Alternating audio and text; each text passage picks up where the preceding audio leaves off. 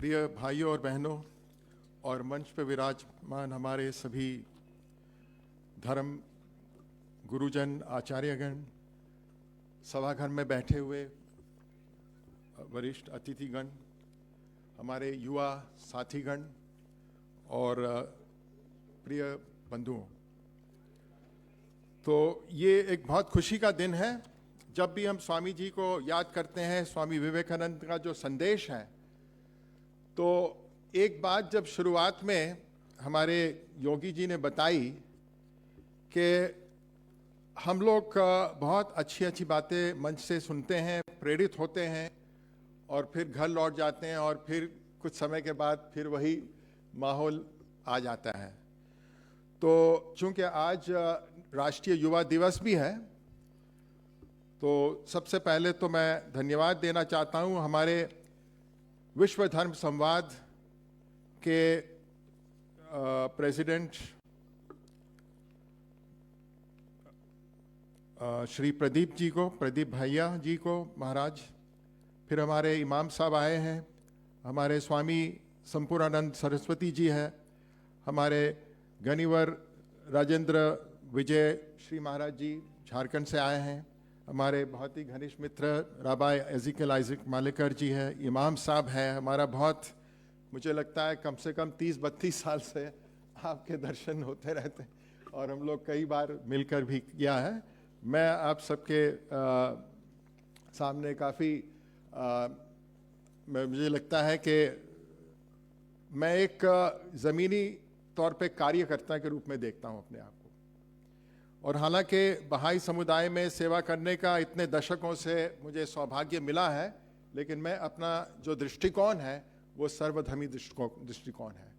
और आज चूंकि राष्ट्रीय युवा दिवस भी है, तो मैं अपनी बात हमारी जो हाल ही में जो नेशनल एजुकेशन पॉलिसी डॉक्यूमेंट जो 2020 में जुलाई 31 में हमारे सरकार की तरफ से पूरे भारतवासियों को भेंट किया गया था, उस संदर्भ में स्वामी जी के बहुत ही मुखारबिंद और प्रेरित देने वाले संदेश को देखना चाहता हूं, क्योंकि इस एजुकेशन पॉलिसी को कार्यान्वित रूप देना है।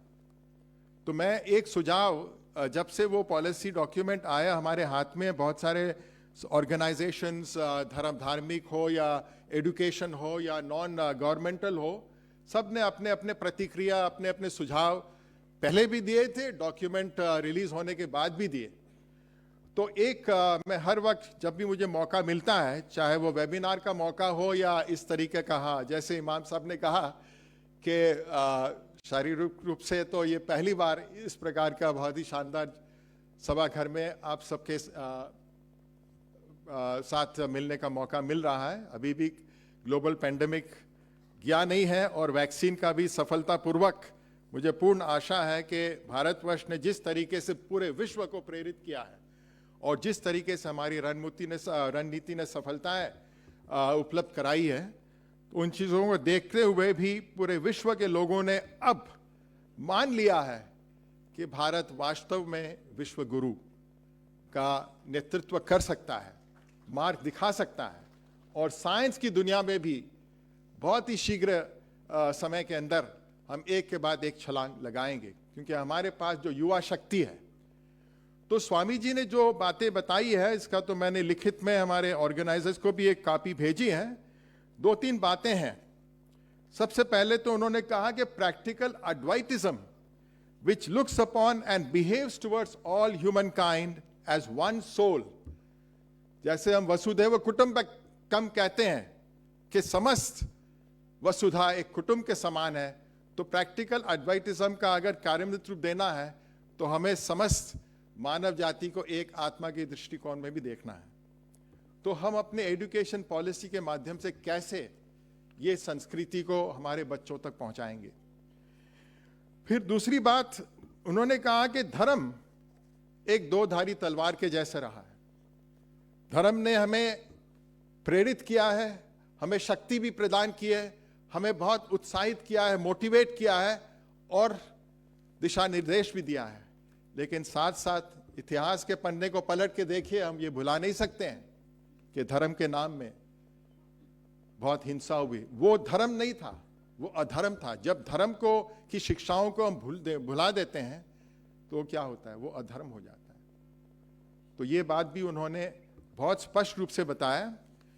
तो अगर हमें आगे बढ़ना है तो हमारी जो लोटस टेम्पल पे जो भी लोग आते हैं तो वो लोग ने कुछ चीज तो देखा होगा। जब हम सब ये मानते हैं कि हमारे परमपिता परमेश्वर एक है, समस्त मानव जाति एक है, तो सभी धर्मों का भी स्रोत एक है। चाहे भाषा जो भी हो, चाहे आपके पवित्र ग्रंथ में जो भी भाषा में जो भी समय में, क्योंकि इतिहास भी उससे जुड़ा हुआ है, और जो परिवेश में ये पवित्र ग्रंथ मानव जाति को परमात्मा की वाणी के रूप में भेंट किया गया था, उसमें भी आप देखेंगे अलग अलग चीजें लिखी गई है, क्योंकि वो एक हिस्टोरिकल कॉन्टेक्स्ट में दिया गया है, तो उसको भी हम नहीं भुला सकते हैं। तो कई चीजें ऐसे होती है जो शाश्वत है, कई चीजें वो समय के अनुकूल हैं। तो स्वामी जी ने यह भी बताया कि अगर हम सभी धर्म ग्रंथों का भी अध्ययन करें तो हमें उन ग्रंथों को समय के साथ लेना चाहिए। कुछ चीजें जो इतिहास से जुड़ी हुई है वो आज वर्तमान काल में लागू नहीं हो सकता है। तो कार्यान्वित रूप कैसे दें? तो बहाई समुदाय में हम लोग का एजुकेशन जो है, शैक्षिक जो सेवा का क्षेत्र है, वो सबसे महत्वपूर्ण हम मानते हैं। 3 साल के बच्चों से लेकर बड़ों तक जो पाठ्यक्रम तैयार किए गए हैं वो यही चीज को प्रोत्साहित करते हैं और वो हमें आत्मसात करने के लिए हमारे आयु के अनुसार हमें प्रेरित करते हैं। तो उसमें एक तो ये है बच्चों की नैतिक कक्षाएं। हर मोहल्ले में, हर क्षेत्र में बच्चों के लिए नैतिक कक्षाएं होनी चाहिए। हर परिवार का ये दायित्व होना चाहिए कि भक्तिपरक बैठक यानी प्रार्थना के लिए हफ्ते में, 2 हफ्ते में कम से कम परिवार के सभी सदस्य एक हो, और आसपास में मोहल्ले में जितने भी लोग आपसे जुड़ना चाहते हैं, आपको प्रार्थना के कार्यक्रम रखना चाहिए। फिर युवा किशोर किशोरियों के सशक्तिकरण के लिए, क्योंकि वो एक शक्ति छुपी हुई है और आज नकारात्मक चीजें बहुत फैली हुई है, तो वो बड़े आसानी से नकारात्मक चीजों की तरफ आकर्षित हो जाते हैं। तो सकारात्मक शक्तियां कैसे उनमें प्रदान होगी, वो तो हमारा दायित्व है ना। तो इसलिए वो हमारा शिक्षा का एक बहुत महत्वपूर्ण हिस्सा है, किशोर किशोरियों के सशक्तिकरण का। और लास्ट में अध्ययनविक कक्षाओं के माध्यम से हम देखते हैं कि एक तरफ तो धर्म में जो शक्ति है, आध्यात्मिक शक्ति, उसको साथ साथ कैसे विज्ञान की शक्ति, टेक्नोलॉजी की शक्ति को जोड़ें।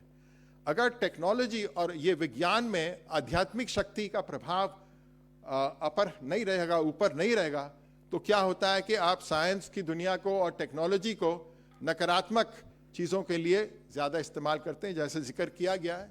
आज आप देखिए हर वर्ष $2 ट्रिलियन मिलिट्री एक्सपेंडिचर है, उसकी क्या ज़रूरत है? $2 ट्रिलियन। हमारी अभी भारत की जीडीपी 2 ट्रिलियन से थोड़ा 2.5 ट्रिलियन है और हम 5 करना चाहते हैं। तो आप देख सकते हैं कि इस तरीके से बहुत फजूल खर्ची होती है। इसके पास हमारे पास समय नहीं है, नहीं तो मेरे पास सबके लिए आंकड़े हैं कि हमारे स्टॉक एक्सचेंज में कैसे किस तरीके से जो छोटे अल्पसंख्यक जो लोग हैं वो लोग पूरा लाभ ले लेते हैं, बाकी जो जनता है जो अपना बहुत ही कमाई की जो सेविंग्स के को उसको लगाया है, वो किस तरीके से वो उसका नाजायज़ फ़ायदा उठा देते हैं। तो इस तरीके के बहुत सारी चीज़ें हम लोग रोज़ पढ़ते हैं। तो अगर हमें स्वामी जी को सच्चे मन से याद करना है और जो एकता की शिक्षा उन्होंने दी विविधता में, और उसको शिक्षण के रूप में अगर हमें ढालना है, तो हमें इन बातों को याद रखते हुए हमारे जितने भी जो पब्लिक डिस्कोर्सेस इस प्रकार के होते हैं, जैसे हमारे विश्व धर्म संवाद का जो एक पहल किया गया है, और उम्मीद करता हूं कि अगले साल जब हम फिर से तालकटोरा स्टेडियम में मिलेंगे तो वास्तव में वो हजारों की संख्या में लोग उपस्थित होंगे। और उसके पहले ये जो 1 साल है उसमें अगर हम कुछ ठोस कार्यक्रम भी कर लें तो हमारे पास कुछ आपके लिए एक दूसरे के साथ साझा करने के लिए एक ठोस योजना के आधार पर ऐसी भी बात होगी कि हाँ, जो हम काम कर रहे हैं ज़मीनी तौर पे, क्योंकि ग्रास रूट्स, क्योंकि 65% हमारी देश की जनता अभी भी ग्रामीण क्षेत्र में है और 80% हमारे जितने भी बच्चे स्कूल में शिक्षा पढ़ाई करके निकलते हैं वो सरकारी स्कूल के माध्यम से निकलते हैं। इस बार तो ऑनलाइन भी कितना हद तक सफल हो पाएगा वो हमें पता नहीं है, उसका भी मूल्यांकन बाकी है। शहरी इलाके में तो हम ऑनलाइन का अच्छा उपयोग कर पाते हैं, लेकिन ग्रामीण क्षेत्र में इतना हमें लाभ नहीं पहुंच रहा है। तो हमें इन बातों को याद रखना है। और शेष में उन्होंने कहा है, मैं लास्ट में एक पढ़ना चाहता हूं, if there is ever to be a universal religion, it must be one which will have no location in place or time, which will be infinite, like the God it will preach, and whose sun, jiski Surya, will shine upon the followers of Krishna and of Christ, of the Buddhists and the Mohammedans, but the sum total of all these, and still have infinite space for development, which in its Catholicity will embrace in its infinite arms and find a place for every human being. और इस तरीके से हम करते हैं तो हम संत बन सकते हैं, अन्यथा हम एक जानवर से भी बदतर हरकत करने लगते हैं। तो मैं शेष में यही कहना चाहता हूं कि आज हमारा जो दृष्टिकोण है वसुधैव कुटुंबकम का, उसको हमें नए स्तर से देखना है। तो पृथ्वी एक देश है और हम सब इसके नागरिक हैं। ये बहाई धर्म के संस्थापक भगवान बहाउल्लाह का कथन है। और मैं फिर से ऑर्गेनाइजर्स को, हमारे मंच संचालक दोनों भाई और बहन को, और आप सबको कि आप लोग आज आए और ये 12 जनवरी को इतना आपने शानदार रूप से यादगार बनाया, विश्व धर्म संवाद को, और हमारे प्रमोद कुमार भाई को, और डॉक्टर स्वाति चंद्रा जी, आपको भी धन्यवाद। आपने ये पहल किया और हम सबको आज यहाँ पर एकत्रित किया। फिर से मंच पे सम्मानित सभी धर्म गुरुजन को बहुत बहुत धन्यवाद और प्रणाम।